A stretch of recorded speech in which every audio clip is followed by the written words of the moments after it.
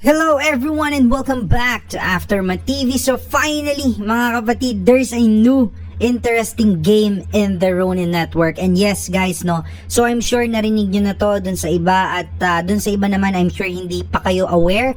And that's why I managed to create a video about this or a content para nga at least ibahagi sa inyo kung ano ba ang bago dito nga sa Ronin Network. Bakit nagkakagulo ang ibang people? Bakit ang ibang people ay lumilipat na nga ng Ronin Network? Kasi nga, there is a new game in the Ronin Network and it's called Lumiterra. But as of this recording, hindi pa siya accessible sa Ronin Network. I mean, yung game is live na. So basically guys, yung game kasi, just to give an idea, it came from another network. Pero hindi ko nababanggitin dito yung kung anong network yon. Pero it has been live ngayon.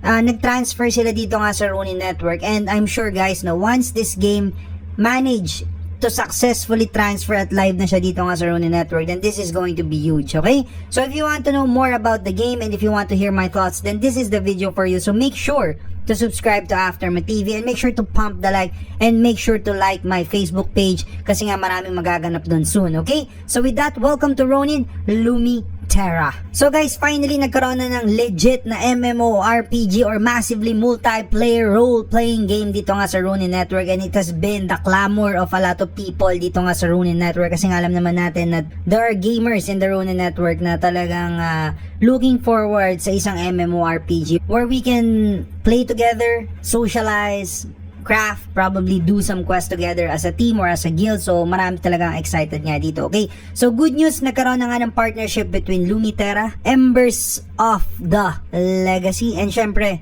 yung ating Ronin chain niya. So once again, this is an MMORPG game. And ano ba ang kailangan nyong malaman dito or ang important details na kailangan nyong malaman? So it's a free-to-play game. So good news dun sa mga walang planong mag-invest, then this is good kasi nga finally, no, we can access the game for free. So it's a cross-platform MMORPG, meaning probably this will be available in different platforms. Like kita nyo naman dito, you have here the PC, the Android, and the iOS. Sobrang masaya ako pag available siya sa Apple kasi nga ang main driver ko everyday is an Apple, no? Ayan, so it's about survival, you have crafting, you have exploration, and more nga.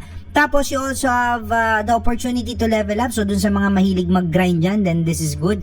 And happy ako once again na nasa mobile siya kasi nga sa katulad ni Aftermath TV na nasa labas palagi, then I'll have the opportunity to of course level up kahit nasa labas tayo or nasa office tayo, okay? And syempre since this is going to be in the Ronin Network, there will be NFTs or non-fungible tokens. Wala pang idea si Aftermath TV about the NFTs, pero one thing is for sure, looking forward tayo doon and hopefully magkaroon tayo ng access nga. So as you can see here, this is a very very beautiful photo. So you'll see the game, malinis na malinis siya, although hindi siya yung typical talaga na ano, no, yung mga nilalaro natin na parang 3D na malinis na sobrang smooth nung character from the eyes to the hair to the skin. So hindi siya ganoon, but okay lang yun. Yung mga ganitong genre naman or ganitong design, marami talagang players ang na-attract din dito or na-hook dito. So walang problema yan. For me naman, kay Aftermath TV, I'm loving the graphics. So simple lang siya. It's a mobile compatible game, so you don't expect much, no?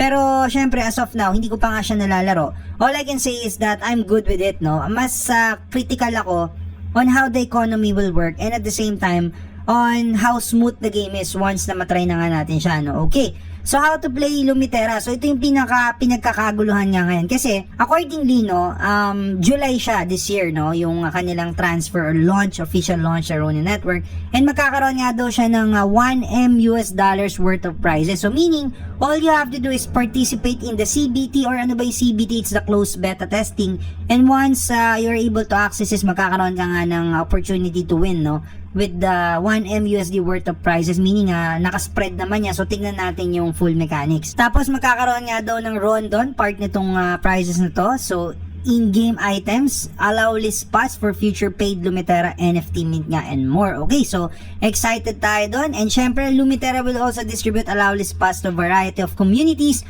over the next few weeks, and a chance to secure a Lumiterra CBT spot kung gusto nyo. Complete quest through Earn Alliances Ronin Network starting on June 24. So dun sa mga nagpa-participate sa Earn Alliance, baka I'm sure nanalo na kayo, nagkaroon na kayo ng mga spot, no? So good luck, and hopefully si Aftermath TV magkaroon nga tayo ng early access, okay? So these are the basic features of the game or the game loop. You have the battle, you have the craft and the farm, so which is good, no? Happy si Aftermath TV dyan. So typical na MMORPG naman to, you battle monsters, you do quests, you level up, then you craft items, and yung farm, medyo natuwa ako dun kasi not all MMORPG has a farming side. So if this game has a farming feature, then that's very very good. We are excited to see that. And as you can see, may mga NPC rin dito, kita nyo, and malinis naman siya, no? So hopefully maganda yung kalalabasan nito sa iPhone natin. And gusto ko rin yung mga weapons and items na nakikita natin dito. So, looking forward tayo dito. So, ito, level 1 character siya and then he's talking to an NPC, no? Okay, then, nabanggit ko na, you have quests, alliances, and PvP. So, meaning, hopefully, magkaroon din dito talaga ng mga guild, no? And I'm sure, once there will be guild wars, then sobrang saya nito.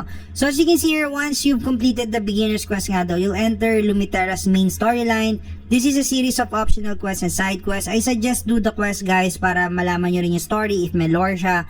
And of course, para ma-maximize nyo fully yung content nga niya, no? So, explore them to level up faster or jump right into the MMO part, meaning you can just go ahead and, of course, just fight monsters to level up, okay? So